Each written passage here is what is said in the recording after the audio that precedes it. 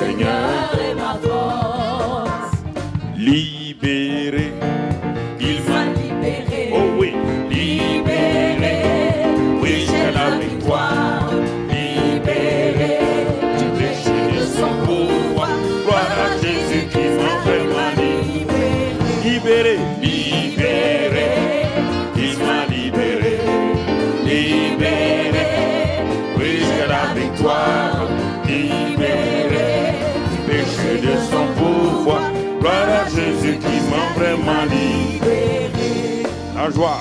La joie du Seigneur est ma force. La joie du Seigneur est ma force. La joie du Seigneur est ma force. La joie du Seigneur est ma force. encore une fois, La joie du Seigneur est ma force. la joie du Seigneur, est ma force. la joie du Seigneur, est ma force. la joie du Seigneur est ma force. Une dernière fois, la joie du Seigneur est ta force. Dis à ton frère ta force. La joie du Seigneur est ta force. La joie du Seigneur est ta force. La joie du Seigneur est ma force. Amen. Gloire à Dieu. Amen. Merci. Gloire au Seigneur. Nous bénissons le Seigneur ce soir pour votre présence ici et nous rendons grâce à Dieu de ce que Dieu veut nous faire avancer car nous sommes la nouvelle création. Et merci Père pour cette grâce que tu nous as donnée d'être partie prenante de ta famille, d'être une nouvelle création établie dans ce royaume et pour régner dans cette vie au moyen de l'abondance de la grâce et du don de la justice. Sois béni Père au nom de Jésus. Amen. Asseyez-vous dans sa présence. Hier soir, nous avons introduit, nous avons parlé de nos pensées. Je vais continuer ce soir encore, car pour régner, nous avons vu hier que Dieu a dit à la nouvelle création seule. C'est la nouvelle création, parce que nous ne confondons pas la nouvelle naissance et la nouvelle création. La nouvelle naissance produit la nouvelle création.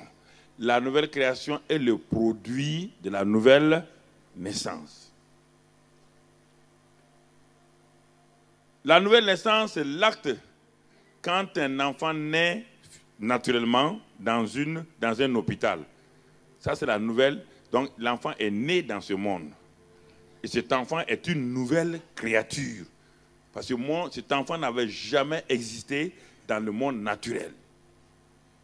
Il vient de paraître maintenant dans le monde naturel. Il est une nouvelle créature sur le plan humain. Et les gens peuvent le voir, les gens peuvent le toucher, les gens peuvent le prendre dans leurs bras. Mais cette nouvelle créature-là ne règne pas encore sur le plan naturel. Il va passer par tout un processus. Il va croître. Et il doit croître de façon harmonieuse. S'il ne croît pas de façon harmonieuse, alors il sera déséquilibré. Et ce pourquoi il est né, il ne pourra jamais entrer dans cette destinée même naturelle. Il n'y a pas un homme qui est né pour échouer. Ça n'existe pas. Alors, c'est pourquoi hier, nous sommes attardés et nous avons pensé et nous avons regardé à tout cela. Et ce soir, nous allons continuer et nous allons parler comment libérer la nouvelle création prise en otage. Vous connaissez la prise d'otage. C'est quelque chose qui est d'actualité aujourd'hui. Comment libérer cet homme nouveau, cet être nouveau de la prise d'otage? Il y a des preneurs d'otages. Et les preneurs d'otages de la nouvelle création ne sont pas loin. Les preneurs d'otages de la nouvelle création sont dans la nouvelle création, ce que nous avons vu hier, ses propres pensées. Le prennent en otage. Je vous ai dit, lisons un passage que le pasteur a résumé hier. Je prends ce passage-là, il n'a pas cité ce passage quand il a pris le micro, mais je reprends ce passage-là de façon dans Jean 13, verset 17. Jean 13, verset 17. Dans la version Louis II, ils ont mis « si » là-bas. Et il est écrit « si vous savez ces choses, vous êtes heureux pourvu que vous les pratiquiez. » En voulant traduire donc de grec au français, la traduction était assez difficile. Et c'est pourquoi celui qui ne fait pas attention, il lui dit, mais si vous savez ces choses, vous êtes heureux pourvu que vous les pratiquiez. Mais pourquoi on ne commence pas la phrase en disant, si vous pratiquez ces choses-là, si vous les savez et vous les pratiquez, vous serez quoi? Heureux. Parce que c'est le grec, on a traduit du grec. Et la traduction grecque était assez difficile ici. Alors, quand on regarde la parole vivante dit ceci. Maintenant que vous savez ces choses, maintenant que vous les savez, et que vous les avez comprises, vous serez heureux à condition d'agir en conséquence. De quoi il s'agit? Il y a 3 verbes ici. Le premier verbe, c'est savoir. Le deuxième verbe, c'est comprendre. Et le troisième verbe, c'est agir en conséquence. Et le résultat de tout cela, vous serez heureux. C'est-à-dire vous serez des hommes et des femmes dans la paix, dans la quiétude. Des hommes et des femmes qui ne seront plus angoissés dans la peur. Mais qu'est-ce que Jésus dit ici? Jésus n'a pas dit si vous savez. Il ne s'est pas arrêté là. Il n'a pas dit oui, mais vous avez entendu ces messages, mais vous les avez entendus plusieurs fois. Jésus ne s'arrête pas là. Jésus dit si vous savez et si vous les avez comprises, et vous décidez maintenant à agir en conséquence. Parce que la différence entre la foi et croire, les gens ne savent pas, il y a une différence. Dans la foi, il y a croire. La foi est un nom qui est lié à une personne. Et tout verbe est toujours une action. Tout verbe est une action, car je vous donne un exemple. La nourriture, c'est un nom. Nourriture, c'est un nom. Mais manger est un verbe, c'est une action. Foi est un nom. Croire est un verbe, c'est toujours une action. Soit parler, agir, mais croire ne peut pas être une chose du cœur simplement. Tout, c'est pourquoi on nous appelle croyants. Et le croyant, c'est un acteur. Un croyant, ce n'est pas celui qui a accepté des vérités. Non. La foi est liée à une personne qu'on appelle Jésus, la parole. C'est pourquoi Paul dit, la foi vient de ce que vous entendez, et ce que vous entendez vient de la parole de Christ. La foi a pour source Jésus, la parole.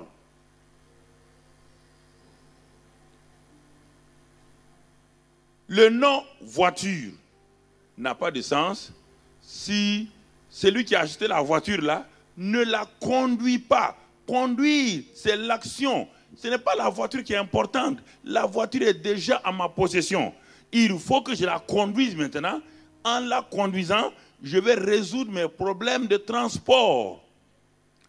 La foi nous a été donnée selon la mesure du don de Christ.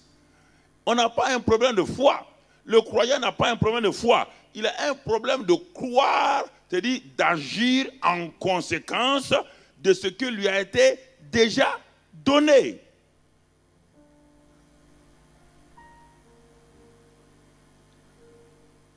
Toujours un verbe, c'est toujours une action. Conduire, une action. Manger, une action. Dormir, une action. Voici le nom lit. Et le verbe lié à lire, à lit, c'est dormir dans mon lit. Il y a des choses simples que nous ne saisissons pas et nous ne voyons pas. Et il en est de même ici, Jésus dit, mes disciples, si vous savez ces choses-là, c'est très bien. Le fait de savoir qu'il faut aimer son prochain, c'est formidable. C'est moi qui vous ai dit d'aimer les gens. Mais j'attends que vous mettez ça en pratique. Et dès que vous mettez ça en pratique, alors vous allez voir le résultat, vous allez voir la paix, la joie et tout.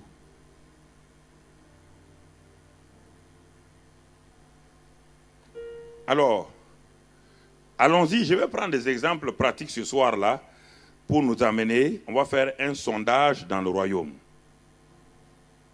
On fait un sondage dans les républiques. Il faut faire un sondage dans le royaume.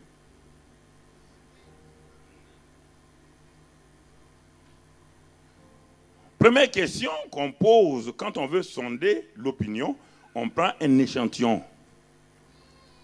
Ça, c'est la loi de la probabilité, les calculs, ça, c'est la statistique. Peut-être que tu ne comprends pas ça, c'est un matière de statistiques. Calcul de probabilité. Tu as fait ça en classe un peu, non? Voilà. Et alors, on pose à cet échantillon-là représentatif. On lui pose un certain nombre de questions. Et de là, on tire des conclusions pour étendre, puisque cet échantillon représente toute la nation. Et très souvent, quand le sondage est bien fait, c'est assez correct. Alors, première question que je voudrais te poser ce soir, et poser à chacun d'entre nous, combien savent avec certitude qu'ils sont une nouvelle création? Tu vas dire, mais pasteur, je le sais, mais combien de personnes savent dans cette salle-là ici ce soir, avec certitude, qu'elles sont une nouvelle création? On t'a jamais posé la question, mais je te la pose ce soir. Je ne veux pas t'embarrasser pour te dire de lever la main. Combien vous avez entendu prêcher la nouvelle création? Vous avez adhéré à la nouvelle création. Mais je te pose la question maintenant. Sais-tu avec certitude que tu es une nouvelle création? As-tu réellement soupesé tous les termes liés à la nouvelle création? Ce qu'elle est, ce qu'elle a et ce qu'elle peut? La nouvelle création est, a et peut. Toute nouvelle création qui n'a pas ces trois verbes-là n'est pas une nouvelle création. Elle est, elle a et elle peut.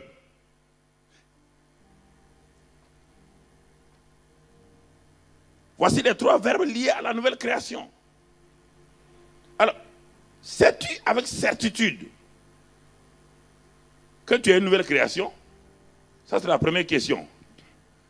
Deuxième question. Combien de personnes peuvent nous dire qu'elles sont une nouvelle création de façon certaine depuis au moins 5 ans? Ça, c'est la deuxième question intermédiaire. Alors, si tu le sais, si tu m'affirmes, tu remplis mon questionnaire et tu dis, je sais avec certitude que je suis une nouvelle création. Et si tu coches la deuxième question et tu dis, oui, je le sais avec certitude qu'il y a au moins 5 ans, depuis que je suis devenu chrétien, il y a au moins 5 ans, j'ai l'assurance. J'ai eu l'assurance que je suis une nouvelle création. Alors, je vais te poser la troisième question maintenant. Toi qui sais que tu es une nouvelle création, et tu sais que tu es une nouvelle création depuis au moins 5 ans, je te pose la question. Combien maintenant, parmi ceux qui savent ces choses-là, règnent dans cette vie-là? La nouvelle création, elle est faite pour régner. Combien parmi ceux qui savent qu'ils sont une nouvelle création, et ils savent qu'ils sont une nouvelle création depuis 5 ans au moins, ils sont chrétiens, mais je dis nouvelle création, ils savent ça, ils ont entendu l'enseignement, ils le savent. Ils te posent la question, ce n'est pas fini? Alors, est-ce que tu règnes dans cette vie? Est-ce que tu règnes sur le péché? Est-ce que tu règnes sur la maladie? Est-ce que tu règnes sur la pauvreté? Est-ce que tu règnes sur la malédiction? Est-ce que tu règnes sur les échecs? Tu dis tu règnes en quoi? La nouvelle création doit régner.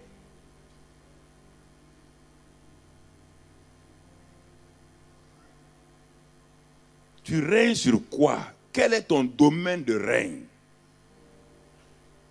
Le domaine dans lequel tu peux dire, il se peut que tu sois moyen dans plusieurs domaines, mais je vais te faciliter la question. Maintenant, quel est le domaine, au moins parmi tous ceux que j'ai cités là? Il y a un domaine où tu peux dire avec certitude, moi dans ce domaine-là, je suis un roi. Dans ce monde, on dit les rois de la drogue. On dit les rois des cartels, on dit les rois de ceci ou cela. Mais toi, tu es roi de quoi? Dans le règne, le domaine de Dieu, tu es roi de quoi? Tu règnes sur quoi? Sur quoi tu règnes? Sur le péché, tu ne règnes pas. Sur la malédiction, tout le temps, tu es terrassé par toutes les maladies des ancêtres jusqu'à Adam. Tout le temps, c'est des malédictions générationnelles. Jamais on n'arrive à couper. Et ensuite, tu ne règnes pas sur le plan financier. Tout le temps, c'est la pauvreté, la misère. Tes poches sont trouées. Mais tu règnes sur quoi? Et les maladies sont là en permanence. Les maladies sont là. Les maladies sont là. Dès que tu es malade, il faut que quelqu'un t'impose les mains. Dès que tu es malade, il faut que tu cours de groupe en groupe. Tu ne peux pas t'arrêter et dire à la maladie, ça n'est assez. Je suis un roi. J'ai la parole de vie. Romains 8, verset 11 me dit que si l'esprit de celui qui a ressuscité Christ d'entre les morts est en toi, il donne la vie à ton corps mortel. Tu n'as pas besoin de prier. Il donne l'esprit qui a ressuscité Christ là. Est-ce que Christ a prié dans le tombeau pour que l'esprit le ressuscite?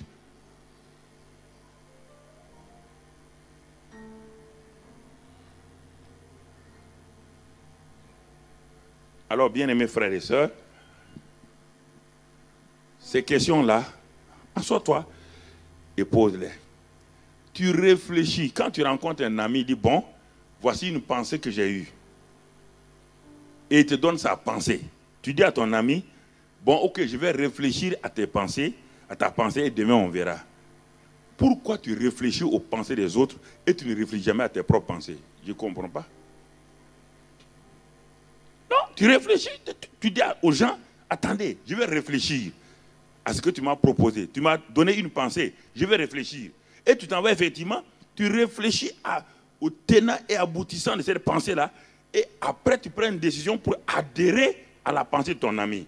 Mais pourquoi tu ne le fais pas avec toi-même? Pourquoi les pensées qui affluent en toi, tu ne t'arrêtes pas?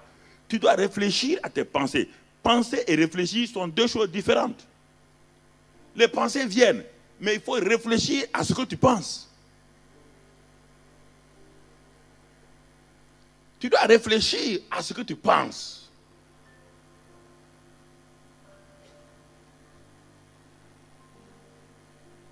Ce sont des exercices simples que tu dois faire. Je te pose la question, je te prends maintenant un couple. Le soir avant de se coucher,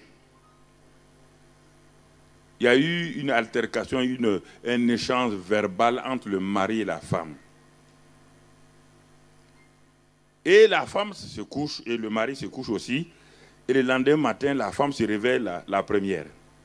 Elle ne sort pas du lit. Et elle commence à penser. Elle dit, mais au juste,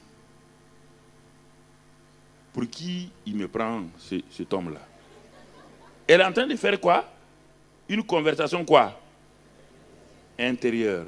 On va la voir, on va voir ce soir-là. Et de cette première question qu'elle va se poser, d'autres questions vont quoi? Surgir. Et si elle va dans le sens mauvais, quand elle va sortir du lit, elle est déjà comment? Elle est déjà en quoi? Et le mari se réveille aussi. Il dit, mais comment? Cette femme-là, elle est insoumise. Je lui ai parlé hier. Lui aussi, son raisonnement. Et lui aussi continue dans ce raisonnement-là. Il est en quoi? Déjà, les pensées sont remplies de colère. Quand ils vont se rencontrer à la cuisine, à la table du petit déjeuner, ils vont passer des pensées à quoi maintenant?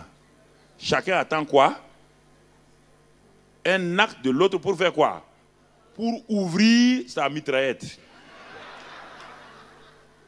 Et les balles sont bien préparées. Les balles, elles sont tellement... Elles sont là. Et tu vois la femme qui marche. C'est-à-dire, elle a envie d'envoyer la balle. Mais comme il n'a pas donné l'occasion, il marche. Dès qu'il dit quelque chose, pap! Paille! Il a tiré. Non, vous riez. Mais c'est ça la vie chrétienne, malheureusement, que la nouvelle création vit. Parce que la nouvelle création est otage de ses propres pensées. La nouvelle création est prise en otage. Il a un cœur nouveau. Il a un esprit nouveau. C'est ça qui est extraordinaire. C'est une créature, c'est un spécimen d'homme qui n'a jamais existé du point de vue spirituel. Mais il a un problème, c'est qu'il est pris en otage au niveau donc de sa tête. Je te pose la question toujours. Pourquoi, quand un pasteur prêche, quelles sont les pensées qui animent ceux qui le regardent? Je vais te révéler tes pensées. Et pourquoi tu n'arrives pas à percer? Certains qui sont très sensibles dans la conjugation et tout, toutes leurs pensées sont sur la grand-mère du pasteur. Quand ils sortent, ils disent, mais le pasteur, tu as entendu aujourd'hui, il ne sait pas conjuguer le subjonctif. C'est ça qu'il est. Non, c'est terrible. Il vient faire 2 heures dans une église et la seule chose, c'est que le pasteur ne sait pas conjuguer le subjonctif. Et puis il est vexé pour ça. Mais qu'est-ce que tu as appris? Non, mais comment? Il ne sait pas conjuguer ça.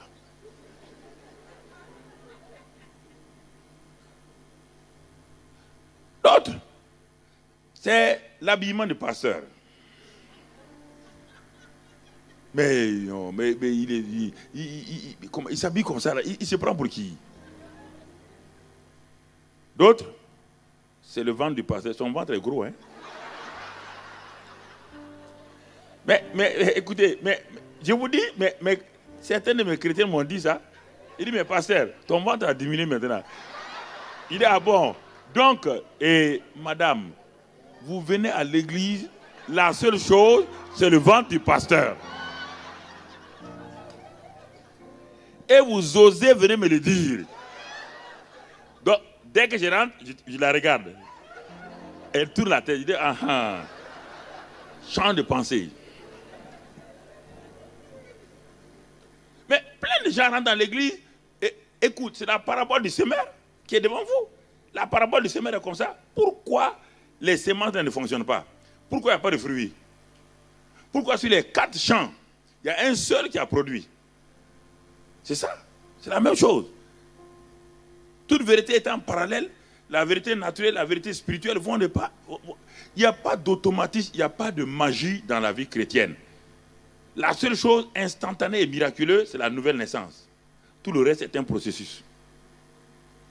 S'appuyant sur les principes des lois que tu dois mettre en exergue pour grandir, la loi de la croissance, la loi de la maturité, la loi, tout ça, ce sont des lois spirituelles.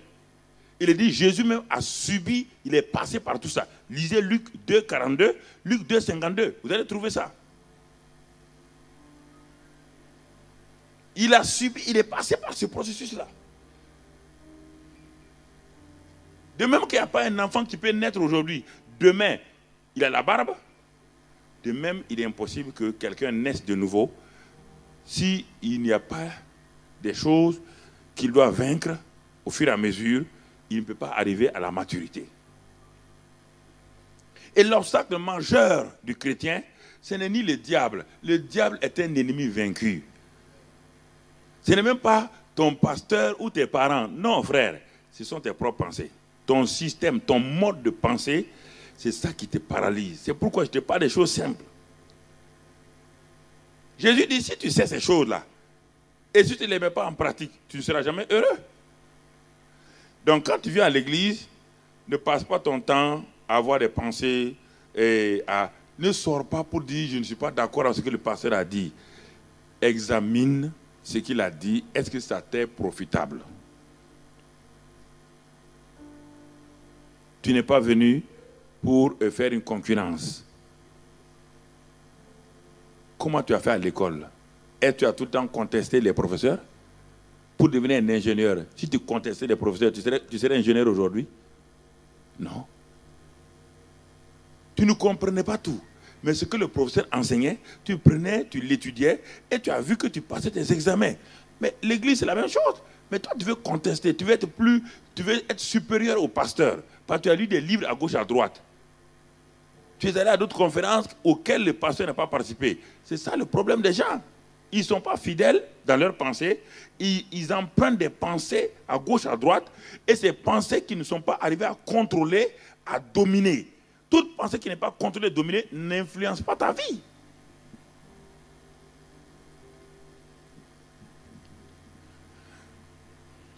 Bien-aimés frères et sœurs, je pose la question, une dernière remarque.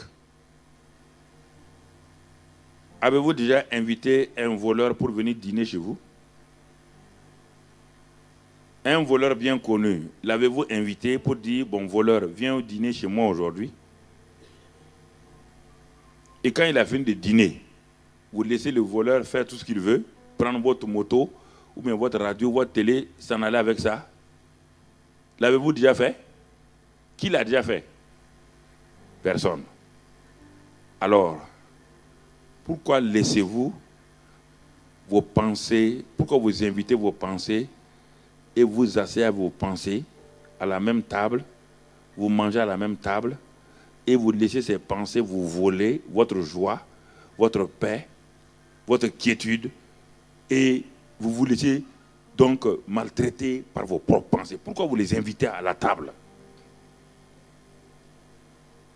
Il y a des gens, ils ne sont heureux que lorsqu'ils ont des pensées cyniques et des pensées mauvaises. Réfléchis. Ce n'est pas une accusation, je parle de toi-même.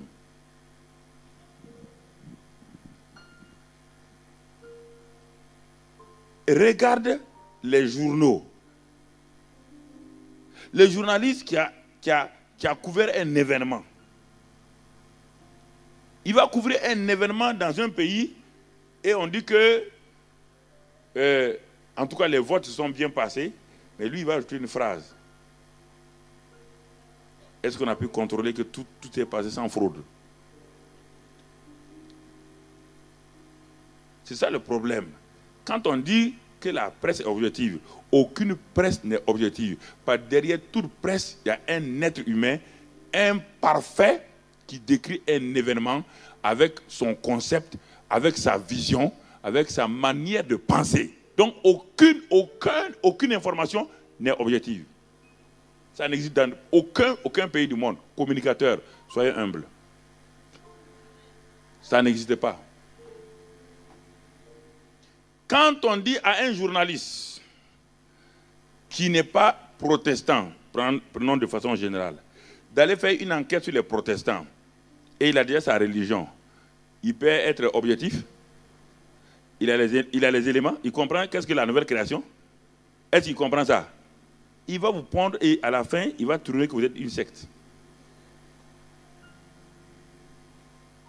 Parce qu'il a été élevé dans un contexte où on a décrit les sectes. Il a grandi dans ça. Et c'est avec cet élément dans sa pensée qu'il s'en va analyser. Et dès qu'il vous voit en train de faire des choses, voilà, on nous a dit qu'une secte, c'est des émotions. Dès qu'il voit quelqu'un qui dit, ah, voilà, c'est ça.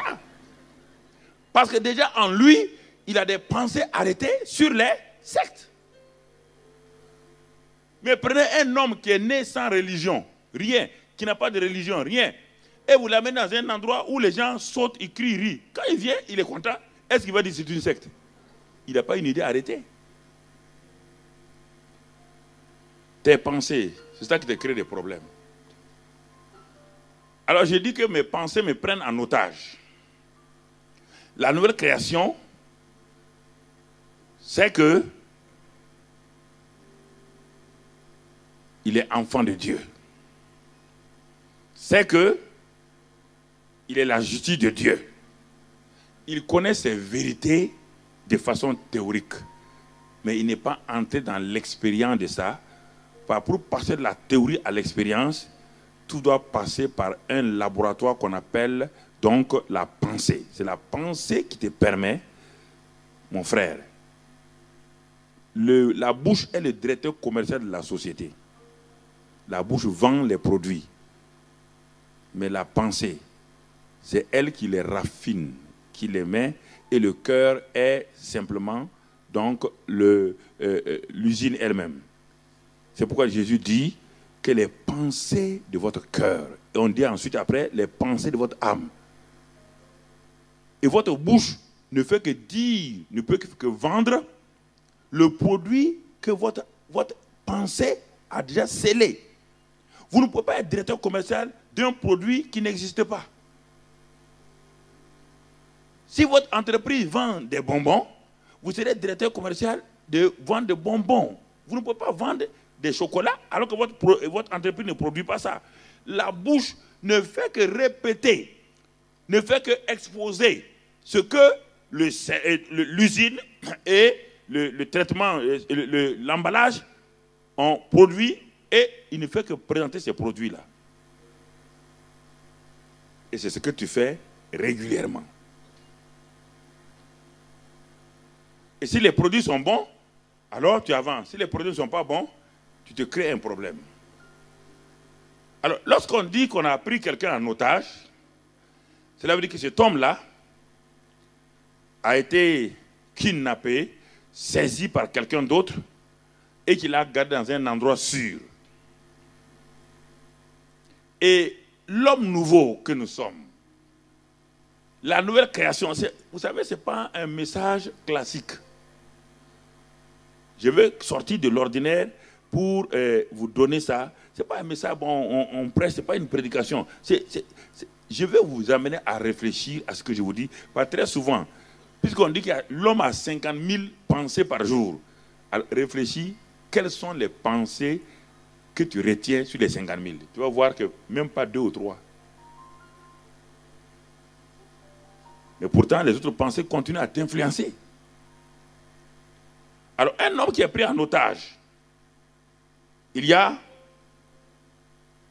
des actions à faire. Comment libérer un otage?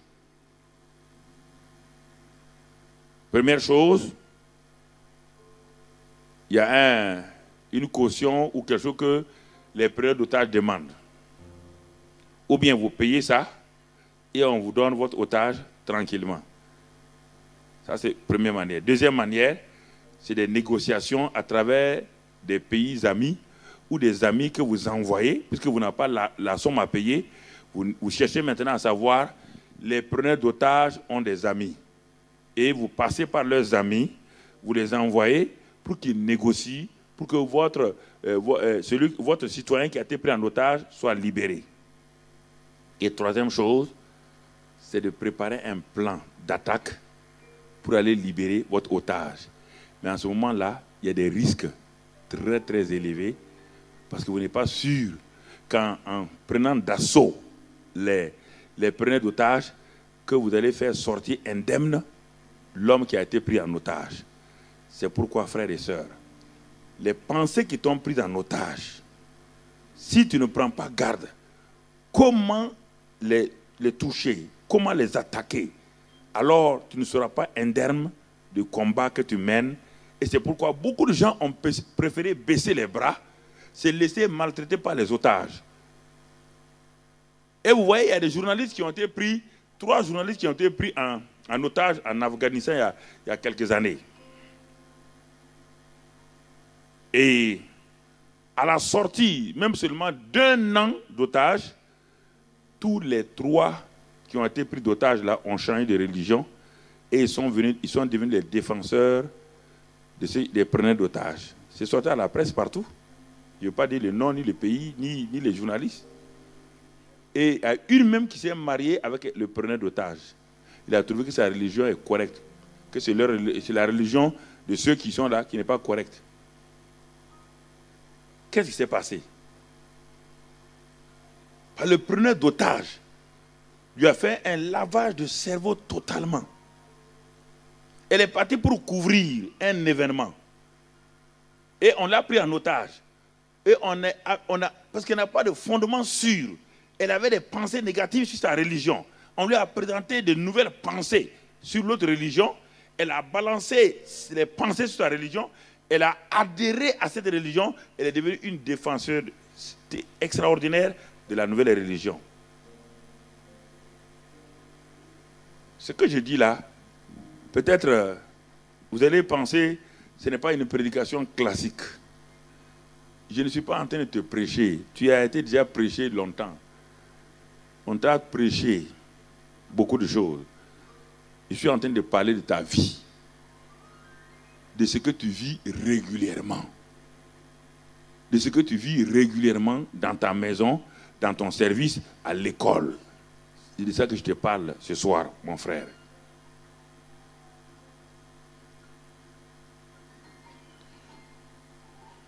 Et quand on libère l'otage, on l'amène, on fait un examen médical. On essaie de voir tous les traumatismes qu'il a subis là-bas pour le ramener avec ses émotions, pour qu'il rentre dans la vie normale active. Un homme qui a été pris en otage par ses pensées négatives pendant des années,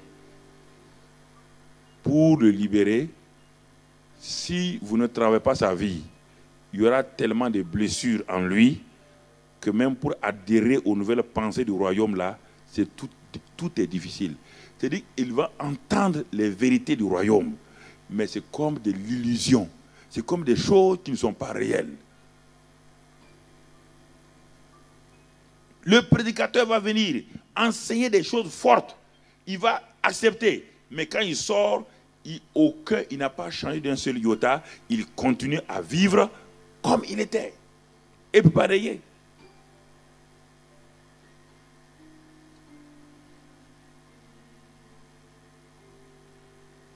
C'est pourquoi j'ai dit, bien mes frères et sœurs, alors quel est le processus pour sortir de cette situation dans laquelle nous avons vécu à cause de nos pensées non renouvelées? Première chose très importante, c'est d'apprendre à écouter et à réfléchir à tes conversations intérieures personnelles, venant de tes propres pensées. Et c'est ça qu'on va voir ce soir un peu. C'est un exercice pratique.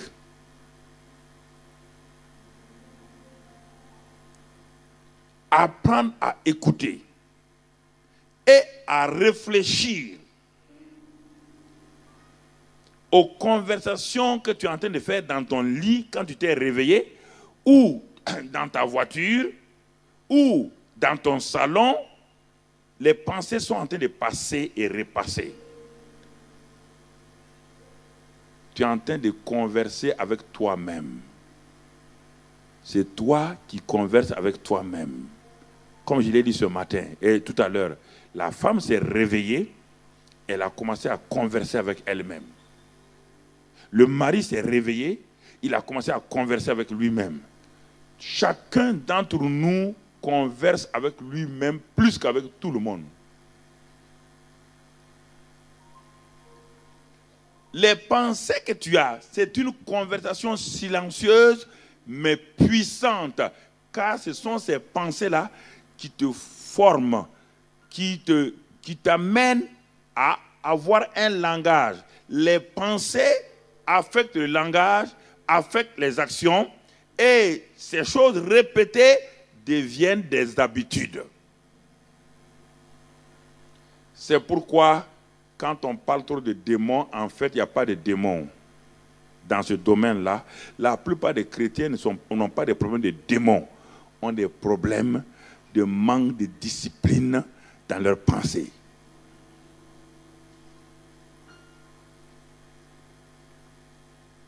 Écoutez-moi.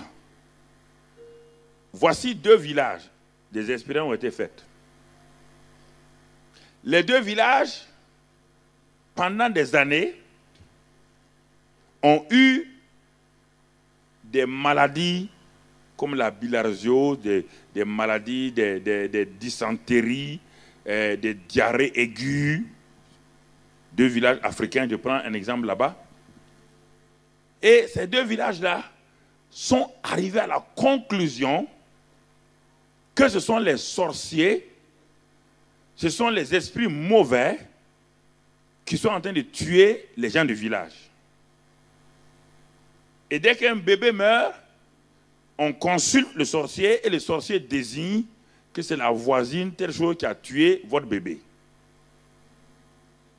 Et voici qu'un de leurs enfants sort, s'en va faire des études et revient. Il a fait des études de chimie, de tout cela. Il revient au village. Il a appris que dans l'eau, il y a des êtres, des microbes, des virus, des bactéries qui font du mal. Il vient au village et il installe là, au niveau du marigot, il installe donc une pompe à filtrer de l'eau et il installe des robinets et il dit au chef du village, il les prend, il leur parle, il dit papa, voici, en réalité, ce ne sont pas les démons, ce ne sont pas les sorciers. Il prend l'eau du marigot, il installe un microscope très puissant, il dit papa, il dit au chef du village, et il dit viens regarder.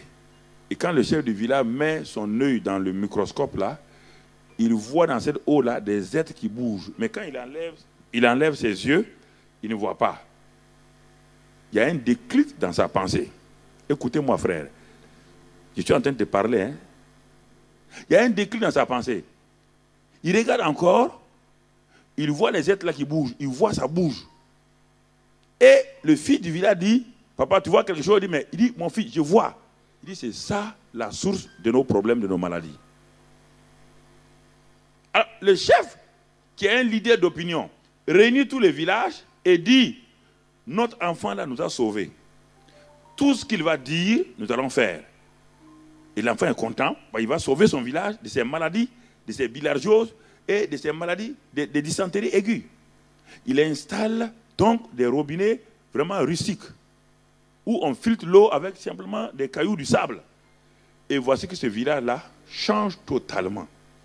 En 5 ans, il n'y a plus de bilharziose, il n'y a plus de dysenterie, les enfants ne meurent plus à 1 an, 2 ans. Tout le village est changé. Écoutez-moi. Parce que leurs pensées les pensées ont été affectées par la nouvelle pensée du fils qui est venu leur dire cela. Allons dans le second village. Le second village, lui, n'a pas eu ce privilège-là. Il continue à dire, à parler des sorciers, des démons qui tuent les gens. Et voici qu'un jour, maintenant, c'est une hypothèse d'école. Un jour, on change les villageois, ceux qui croient aux démons, autres là, on les change, on les amène dans le premier village. Et on prend les habitants du premier village, on les amène dans le second village. Ceux du second village qui sont allés dans le village où il y a tous les dispositifs, où il y a tout ce qu'il faut de l'eau filtrée, ils ne connaissent pas l'eau filtrée. Ils vont continuer à boire quelle eau? L'eau du marigot. Et malgré le fait que les robinets sont installés, ils vont boire l'eau du marigot et vont continuer à avoir quoi? La dysenterie et tout. Mais le premier village, dont les pensées ont été renouvelées, l'intelligence renouvelée, ils vont dans le deuxième village, qui n'a ni robinet, ni rien. Est-ce qu'ils vont boire l'eau du marigot? Non, ils ne vont pas boire l'eau du marigot. Tout de suite, ils vont chercher à savoir d'abord comment ils vont faire des filtres rustiques là, avec du sable, pour filtrer l'eau d'abord avant de boire. Mais au bout de 5 ans, le second village où les gens mouraient, est-ce que quelqu'un va mourir encore? Mais le premier village, malgré toutes les installations, les gens continuent à mourir. Malgré les installations qui sont là. C'est ça la nouvelle création. La nouvelle création a eu tout eu, mais il refuse de laisser changer. Parce que les pensées du royaume n'ont rien à voir avec les pensées du système de ce monde-là. Et c'est pourquoi tant de chrétiens n'ont pas la victoire. Ils vont aller jeûner, mais ils vont aller jeûner pour des choses pour lesquelles on ne doit pas jeûner.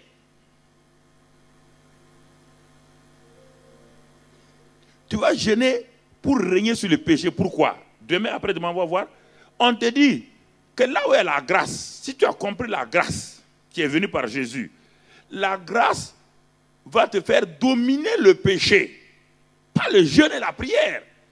Frère, quand il y a cette mécanique dans les gens, c'est difficile. Vous avez beau prêcher, pleurer, rien ne change parce qu'ils pensent qu'en allant jeûner et prier, ils seront délivrés du péché. Le jeûne et la prière ne délivrent personne du péché.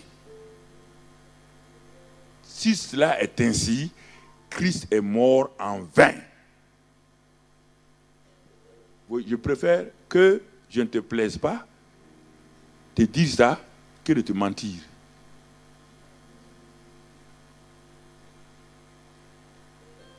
Il faut être clair, limpide. Si tu veux la victoire, tu ne regardes pas à l'œuvre achevée de Christ. Tu regardes à ce que tu dois faire. Tu n'auras jamais la victoire. Notre victoire repose sur l'œuvre achevée de Christ. Il a amené son sang une fois pour toutes dans le ciel. Il nous a donné une rédemption éternelle. Et quand il a fini, il s'est assis. Ça veut dire qu'il a tout achevé.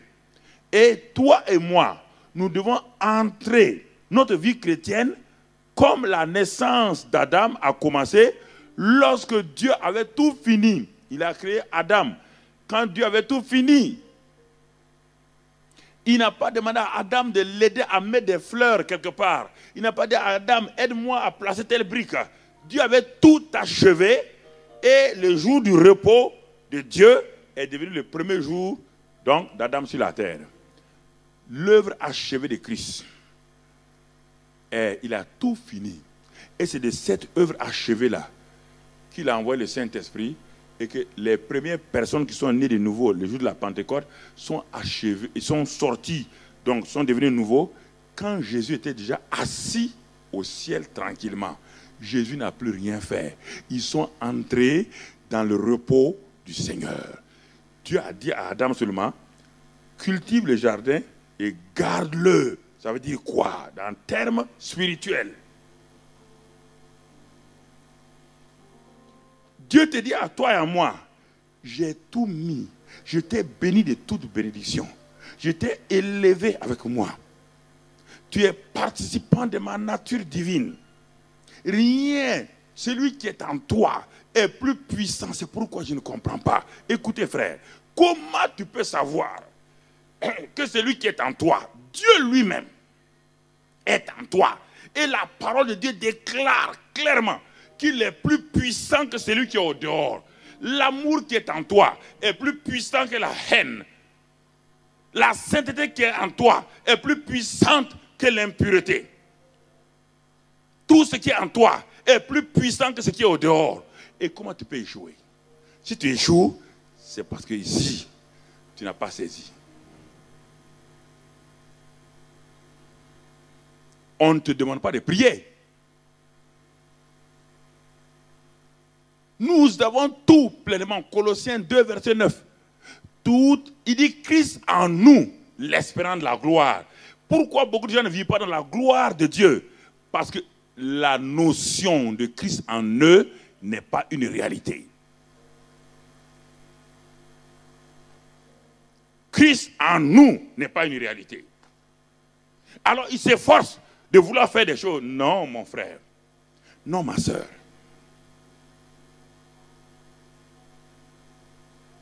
Tu ne vois pas Pierre, 50 jours passés? Regarde le même Pierre après la Pentecôte.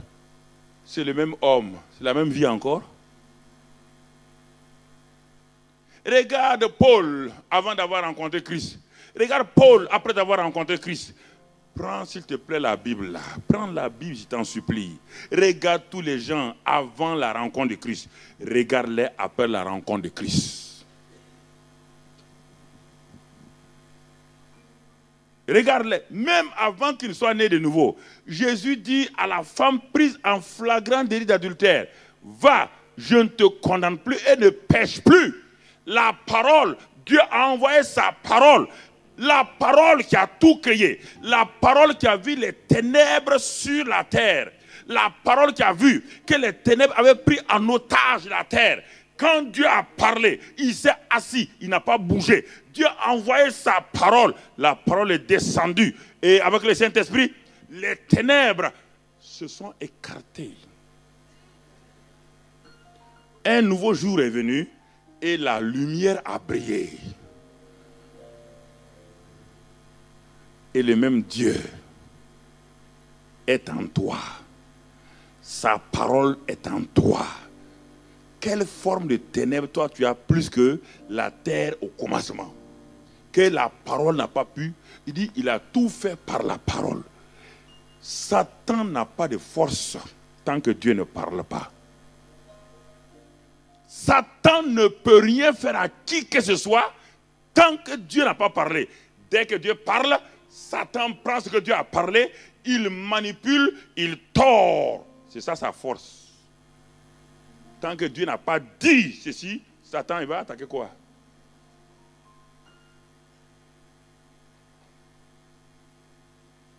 Frère, assois-toi et commence à être sérieux avec toi-même.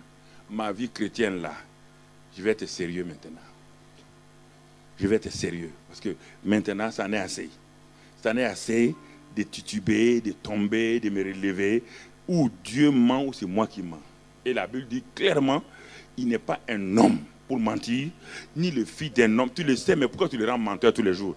Ce n'est pas d'être des perroquets. Ce n'est pas réciter les versets. Tu le sais, mais pourquoi tu mens? Pourquoi tu ne crois pas que Dieu peut te permettre, Dieu va t'aider à résister à ce péché-là?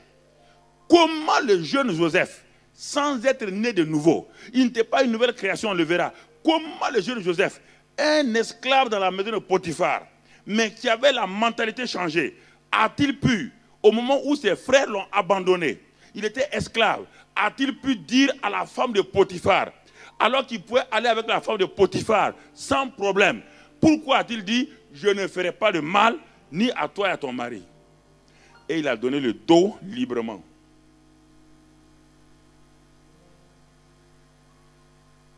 La victoire des chrétiens, ce n'est pas de lutter devant le péché. La victoire des chrétiens, c'est quand ils donnent le dos au péché avec joie et il s'en va.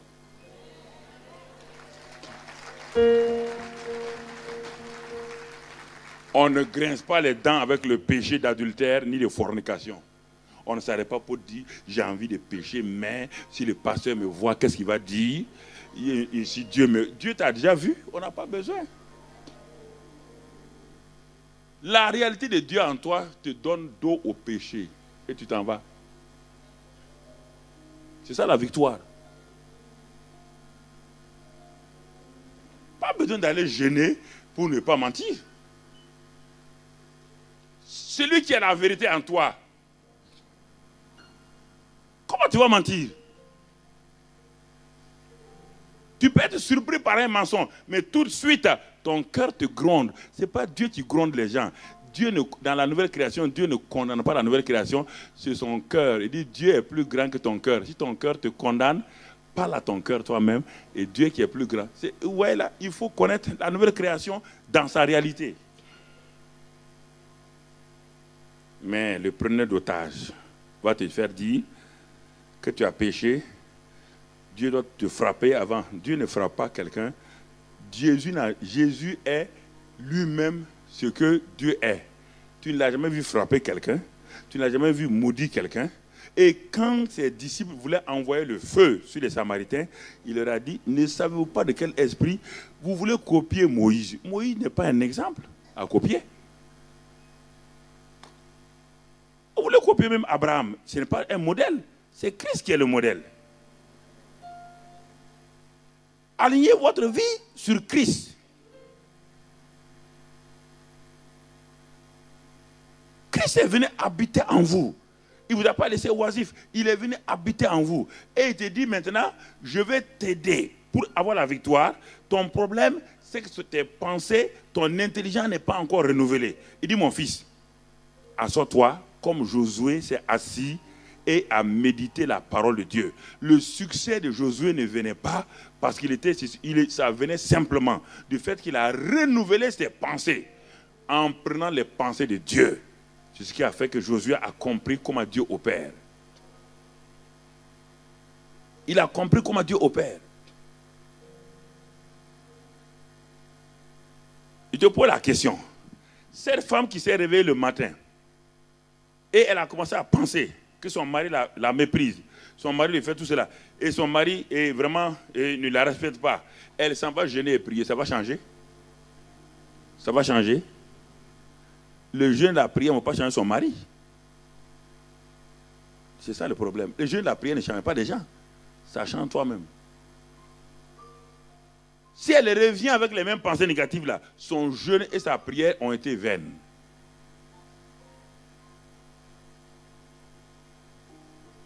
Il faut t'asseoir toi-même. Écoutez frère, la vie vous montre que Satan n'a pas de pouvoir. Vous voulez lui donner un pouvoir. Donnez-lui un pouvoir. Si Satan avait un pouvoir, aucun d'entre nous ne serait vivant ici. Ne donnez pas à Satan ce qu'il n'a pas. S'il avait un pouvoir, c'est terrible comment il allait tuer les chrétiens.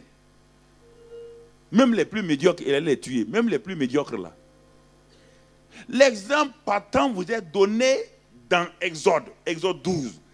Quand ils ont fait tous les miracles, ils ont fait toutes sortes de miracles. Pharaon n'a pas été vaincu. Dieu va faire quelque chose pour changer la mentalité des Israélites. Il dit, prenez le sang d'un agneau animal. Ils ont dit, mais pourquoi faire? Il dit, mais Dieu dit, je veux voir le sang. Mais il dit, mais Seigneur, tous les jours nous tuons des animaux. Dieu dit, dès le moment où j'ai décidé que je veux voir le sang et que l'ange de la mort ne pourra pas vous toucher. Écoutez, frères et sœurs, ils ne sont pas nés de nouveau. Ce sont des esclaves.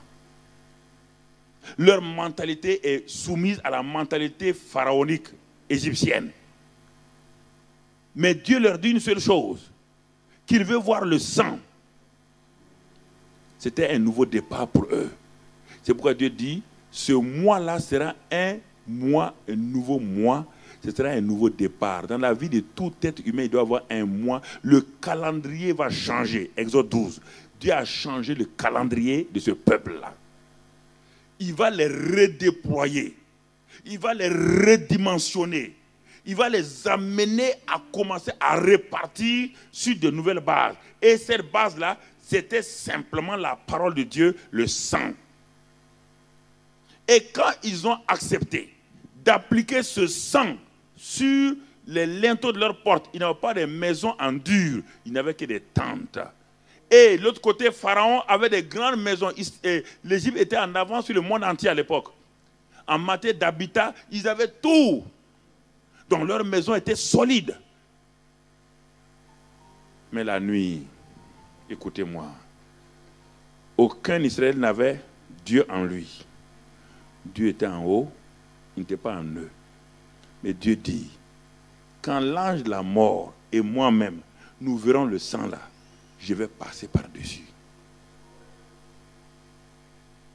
Quand les Israélites ont mis le sang sur leur maison, sur leur tente, dans ces tentes-là, écoutez-moi frère, il y avait des enfants bandits, il y avait des enfants fornicateurs. Les enfants israélites et les enfants égyptiens étaient pareils.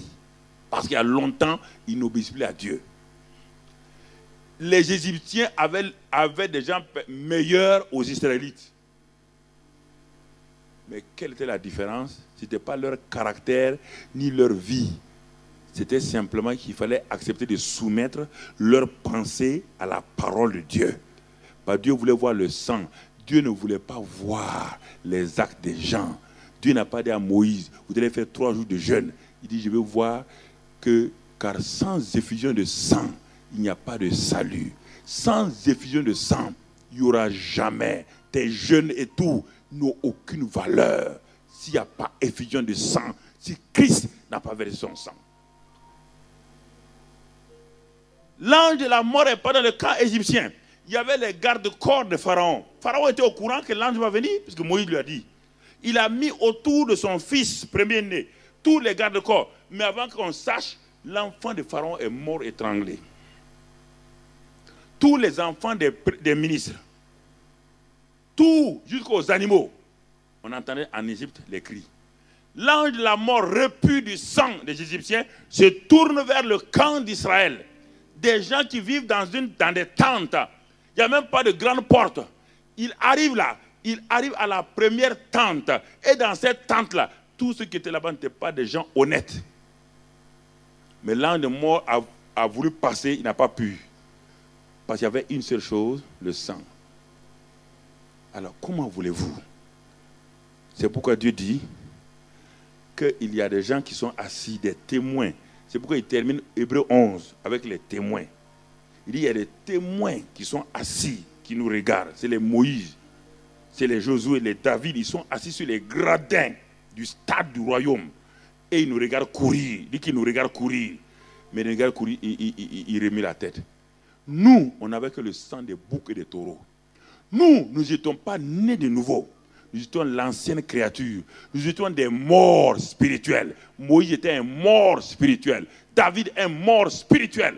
Abraham un mort spirituel. Aucun n'avait la vie Zoé.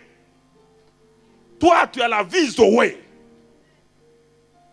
Dieu est venu habiter en toi. Et les Moïse te regardent courir. Il dit, mais Seigneur, mais quelle course ils sont en train de courir? Mais Dieu dit, je ne comprends pas, justement. Regardez-les courir. Mais le David dit, mais quelle course ils courent?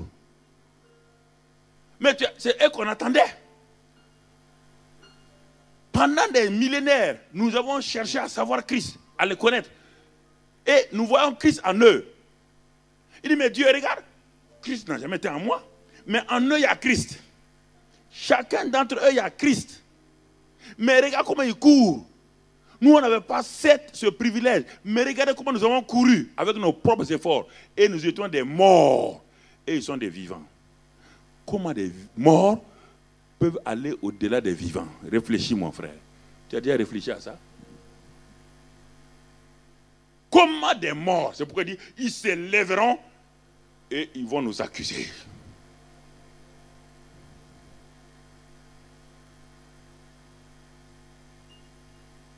Ils se lèveront et diront,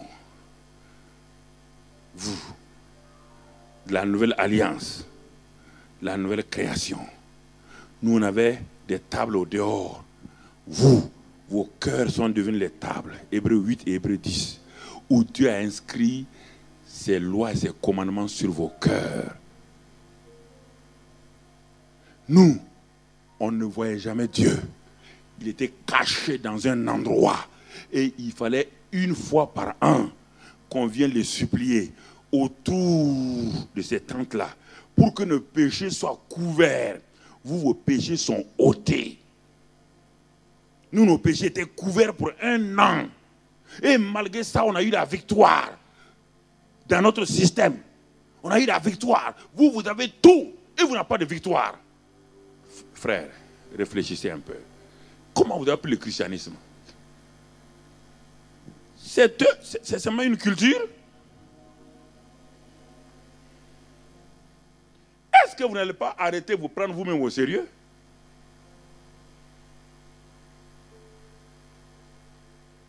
Votre christianisme est basé sur quoi? Les prédicateurs prêchent, ils vous prêchent. Vous prenez, vous posez. Vous prenez, vous posez. Formidable.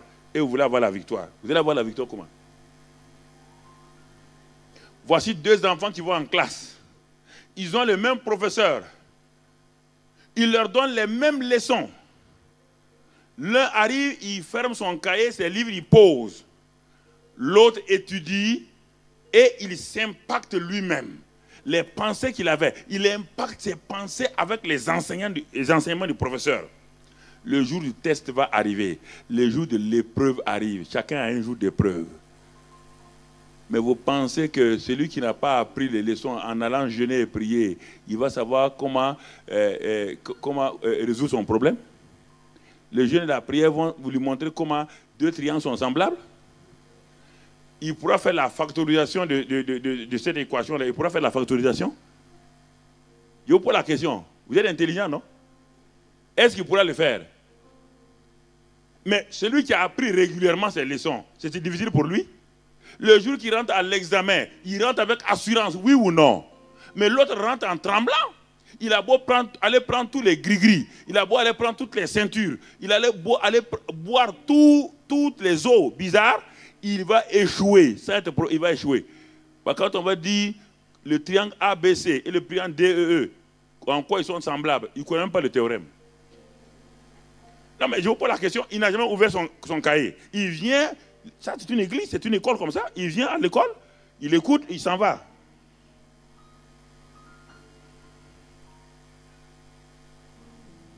Mais celui qui a appris là, quand il a fini, il s'en va, il attend quoi? Il attend le résultat.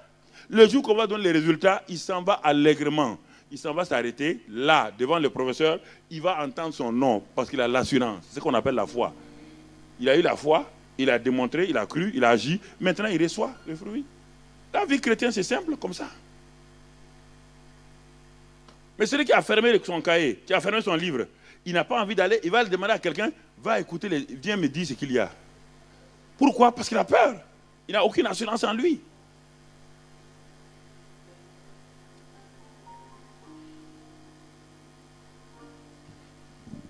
Il n'a aucune assurance en lui. Je voulais compléter ce que j'ai dit hier en allant sur les choses simples. Si tu crois que c'est faux, si tu crois qu'il y a un autre résultat, il n'y a pas de problème. Je te dis ça parce que ça fait 35 ans que je sillonne le monde. Écoute-moi. 35 ans que je vois des scandales, je vois des chutes des grands hommes de Dieu. Parfois, j'ai tellement pleuré que mes yeux sont devenus rouges. Pourquoi ça ne va pas? Pourquoi un si grand homme de Dieu peut se lever avec tous les miracles qu'il fait, dire qu'il divorce avec sa femme? Comment? Ce n'est pas une critique là. J'ai le droit dans le royaume de Dieu de parler ça. Comment un homme de Dieu qui fait des miracles, qui tout, et s'arrête et dit qu'il divorce avec sa femme? Qu'est-ce qui peut l'amener à divorcer avec sa femme? Quoi? Quelle est la raison?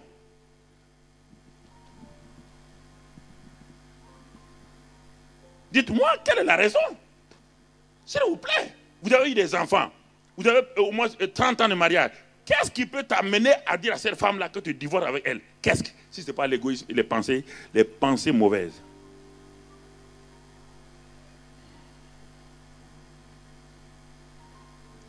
Les gens confondent les dons et la vie. Les dons spirituels. Même l'âne de Balaam a eu un don spirituel. Mais il n'est jamais né de nouveau.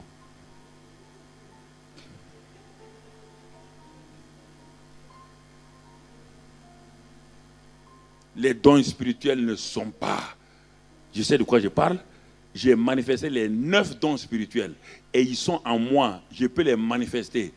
Mais quand j'ai eu des problèmes, et quand j'ai fait le tour du monde, de l'Inde en Thaïlande, le monde entier, j'ai fouillé. Les hommes de Dieu que je croyais être des exemples, quand je suis allé m'asseoir à leurs pieds pour écouter, quand ils m'ont parlé de leurs difficultés, de leur scandale, j'ai pris mon avion vite, je suis venu à la maison. Non, je vous parle. Non, je vous parle. Je suis un homme qui a été maltraité, brisé. Tu comprends? Maltraité, brisé par toutes sortes de problèmes, toutes sortes de péchés et tout. Qui luttait, qui jeûnait, qui pleurait. Rien. Dieu m'a dit, vous savez, vous voulez me culpabiliser, mais je suis inculpabilisable. Parce que vous voulez me dire que moi je ne vous aide pas. Moi je vous ai donné des principes. Je vous ai donné mes lois.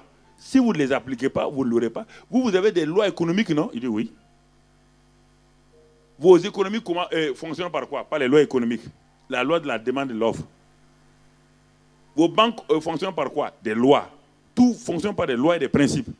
Là, vous les hommes, vous voulez qu'on respecte vos lois et vos principes.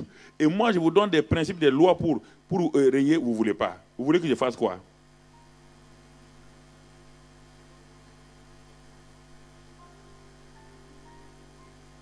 C'est là que ma victoire a commencé. Et j'ai repris la Bible, je l'ai lu avec sérieux. Et j'ai regardé, je dis, mais Seigneur, je n'avais pas compris. Il dit, mais oui, j'attendais ce moment-là. J'attendais ce face à face avec toi et ma parole. Regarde là. De toute manière, des générations ont passé avant toi. Des milliards d'hommes ont passé avant toi. Se sont appuyés sur cette parole-là. Ils ont réussi. D'autres ont refusé. Ils ont échoué. Je ne te ferai pas une exception. Je ne fais pas d'exception. Tous doivent être là. Mon fils est passé par là. Et là, quand j'ai commencé à prendre au sérieux, j'ai vu que moi-même, je me suis créé trop de problèmes pour échouer. Et là, j'ai pris un nouveau départ. En prenant Dieu au sérieux, en me prenant au sérieux. Bien-aimés frères et sœurs, regardons les lamentations de Jérémie. Regardons un grand homme. Vous allez découvrir la lamentation de Jérémie, chapitre 3. Vous allez découvrir pourquoi ce livre-là est sorti du livre de Jérémie. Pourquoi Dieu l'a sorti. Et Dieu a dit à Jérémie de l'appeler lamentation. Lamentation, écris ça. Un grand prophète comme toi, tu te lamentes, écris pour que tout le monde sache qu'il y a beaucoup de lamentateurs parmi mes hommes. Lamentation de Jérémie. Jérémie 3.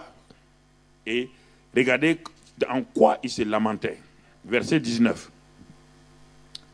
Regardez les termes qu'il utilise. Quand je pense à ma détresse, vous entendez? Quand je pense, donc Jérémie avait un problème de pensée.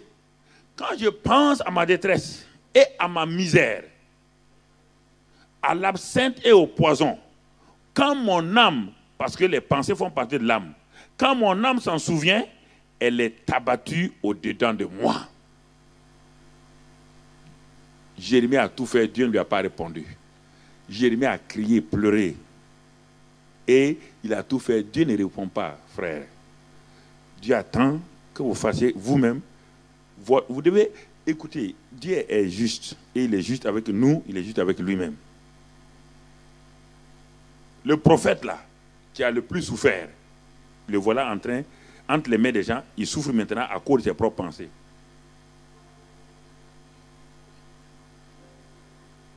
Qu'est-ce qui t'abat? Qu'est-ce qui t'abat, mon frère? Jérémie n'a pas dit, mes ennemis m'abattent. Jérémie n'a pas dit, le diable m'abat. Tu es abattu par quoi, enfant de Dieu? Nouvelle création, tu es abattu par quoi? Tu dis, ah, ma famille. Non, ta famille ne peut pas t'abattre. Ce sont tes pensées qui t'abattent. Les pensées que tu entretiens, c'est elles qui t'abattent. Ce n'est pas ta famille. Elle t'abat en quoi? Qui t'a frappé? Tu es abattu, qui t'a frappé? Personne. Mais pourquoi tu es abattu? Qui t'a abattu? C'est toi-même. Quand je pense, je suis abattu. Donc, les pensées abattent les gens. Mais, prends le négatif. Si les pensées abattent les gens, les pensées aussi ont un pouvoir de faire quoi? De redresser les gens. Les mêmes pensées. Les pensées qui t'abattent là, tu peux les transformer et ces pensées vont, écoutons et regardons ce que Jérémie dit. Je vais te donner un exercice. Prends une feuille demain matin et un bic et écris les pensées qui t'abattent régulièrement.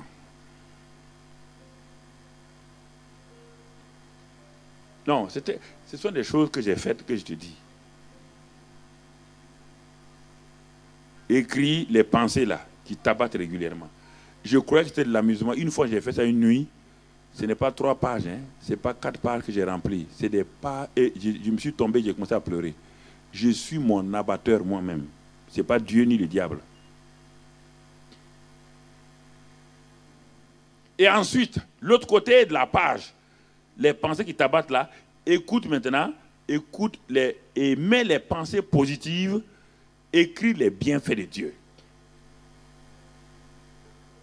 Écris tous les bienfaits de Dieu.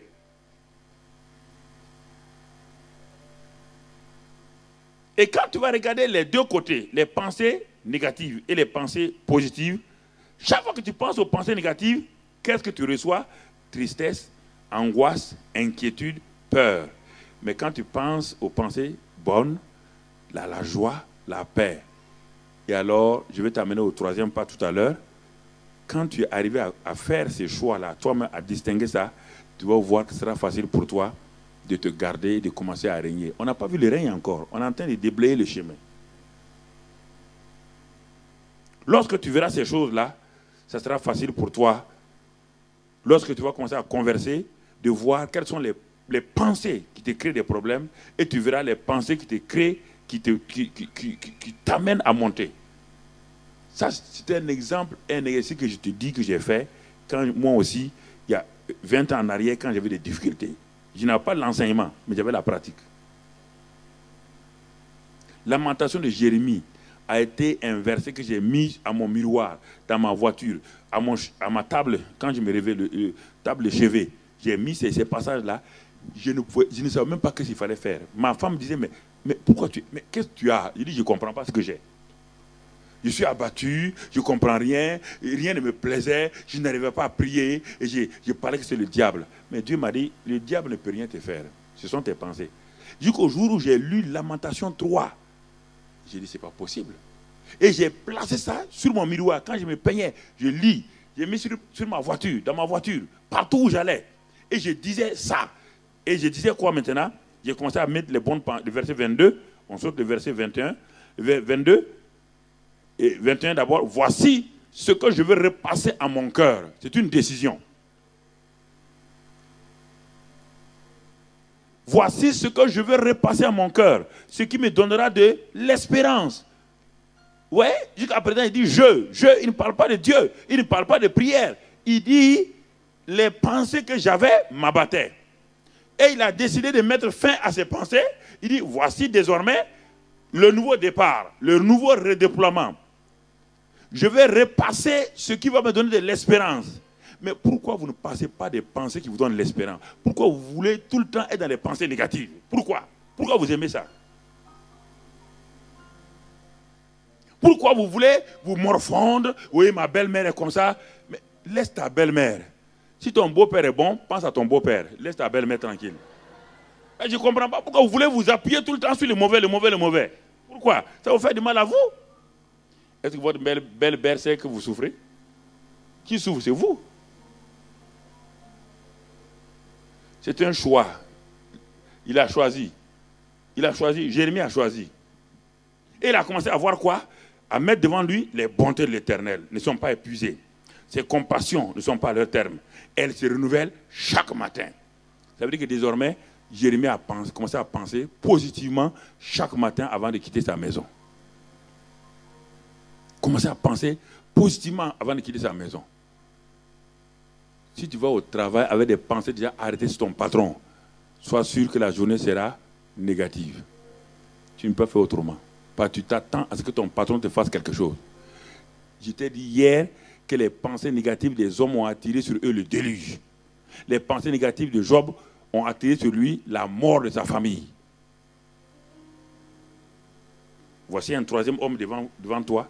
Ses pensées négatives lui ont créé des problèmes. Il a changé de pensée et il a commencé à avoir l'espérance. Il a commencé à voir les bonnes choses.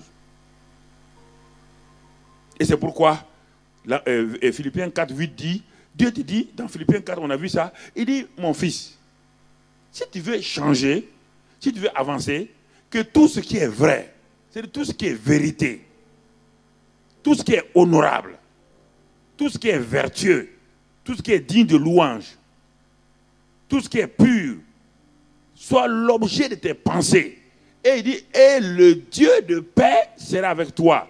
Prends le contraire maintenant. Si toi, tu ne veux pas que le Dieu de paix soit avec toi, toute pensée vraie te rapporte de Dieu. Toute pensée mauvaise t'éloigne de Dieu. Prends le contraire de ce verset-là et mets à la place, dis, et mon fils, que tout ce qui est faux, tout ce qui est déshonorable, tout ce qui est impur, soit l'objet de tes pensées. Ça va aller? Je préfère être ce soir-là un peu cru avec vous. Quels sont les problèmes que les jeunes gens ont?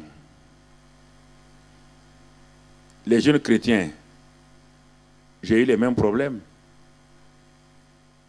Un jeune chrétien est couché dans son lit. Il ne commet plus adultère, fornication physique. Mais ses pensées sont sur une fille de l'assemblée. Non, il vaut mieux qu'on aille directement. N'essayons pas de jouer à l'autruche. D'une manière, l'autruche, son problème, il casse sa tête dans le sable, mais tout son corps, et le chasseur tire sur le corps. Écoutez, frère, il est couché, et il se pose des questions. Il dit, mais... Et il pense à cette fille-là. Je te pose la question maintenant. Quand tu penses, je parle aux hommes, ils vont comprendre ce que je dis, les jeunes. Quand tu es couché, tu ne penses qu'aux pensées, aux choses impures d'une jeune fille. Qu'est-ce qui commence à se passer? Jeunes gens, ne faites pas semblant. Qu'est-ce qui se passe dans ton corps? Ton corps commence à se chauffer, non? Oui ou non? Oui ou non? Tu as des picotements. Ça, c'est pas fini. Et l'autre là commence à faire quoi? L'autre commence à faire quoi? À se déployer. Non, hey, écoutez, c'est comme ça avec les hommes, c'est comme ça. Si vous posez une femme, la photo d'une femme nue ici, si vous regardez ça 5 minutes, que vous soyez pasteur international, que vous soyez bishop, vous regardez ça, le fait que les pensées, la tête commence à voir ça, tout le corps commence... Mon ami, si tu ne tournes pas ta tête automatiquement, tu as des problèmes. Il n'y a personne. C'est pourquoi Joseph a fui laisser sa couverture. Joseph savait que la femme de Potiphar l'a arrêté. Joseph savait qu'il n'était pas de fer. Il savait que la femme de Potiphar, elle est très belle. Contact avec contact, qu'est-ce qu'il a fait? Il a lâché sa couverture et il a filé. Vous voulez sortir de l'impureté. La plupart des jeunes gens, des jeunes chrétiens tombent dans la masturbation. Pourquoi? À cause de ça. Ils ont peur de commettre la fornication, mais ils tombent dans l'autre qui n'est pas mieux, la masturbation. Et c'est une fornication avec sa propre main.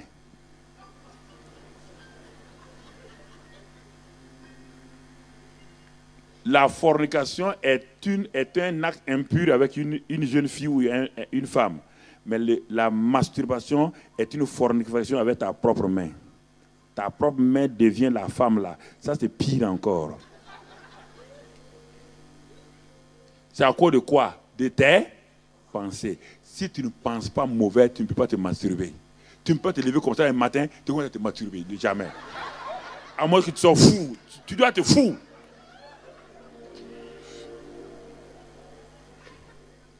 Écoutez, faut pas. Écoutez-moi. Écoutez. Je suis un père pour beaucoup d'entre vous.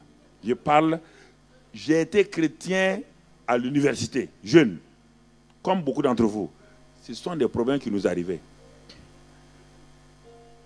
On ne commettait pas fornication, mais on commettait masturbation. Et c'était un problème dans la pensée. Mais le pasteur a prié tellement pour moi, il a prié. J'étais sûr que j'avais un démon. Non, c'est pourquoi quand parfois les gens parlent qu'ils ont des démons, moi j'ai ri. Écoutez, chaque jour ici devant le pasteur, il faut prier. Le démon est revenu. Le démon est revenu. Il prie, il impose les mains. Au nom de Jésus, je chasse les démons. Quand je me lève, je suis content, je m'en vais. Mais le samedi prochain, à la réunion des groupes des hommes, même suite encore, dimanche, j'ai dit, mais ça c'est un démon qui est fort. Hein?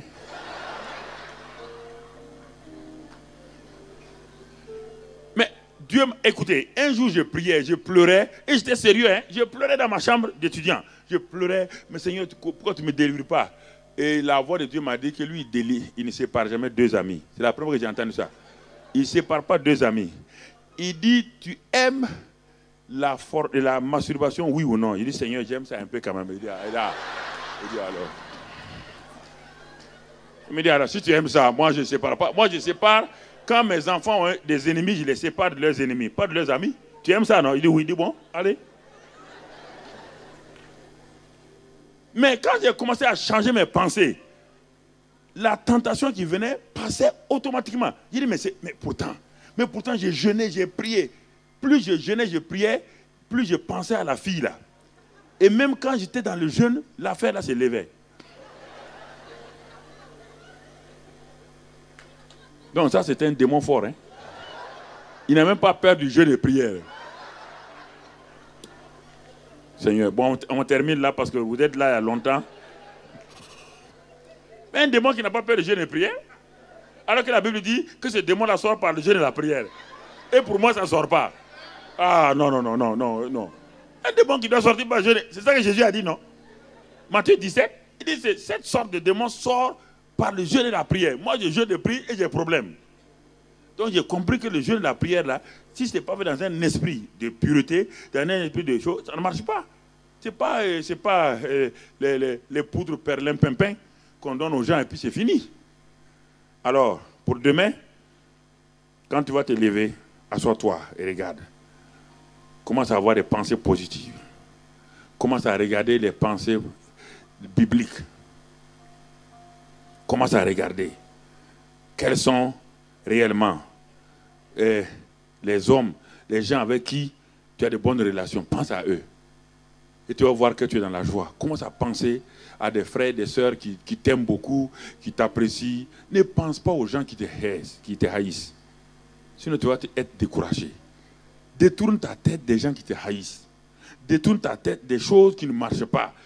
Tourne ta tête, tes pensées sur les choses qui fonctionnent, qui marchent. Et en restant dans ces pensées positives-là, tu vas voir quelque chose qui va se passer. Un mécanisme, ce que je te dis, et on n'a pas le temps, je vais m'arrêter là.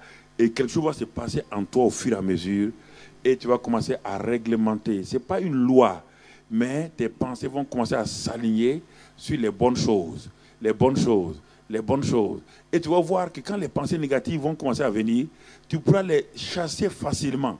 Et alors, ces pensées positives qui s'installent en toi là, vont permettre que ton cœur et ta pensée, ton homme intérieur et ta pensée s'alignent sur la parole de Dieu.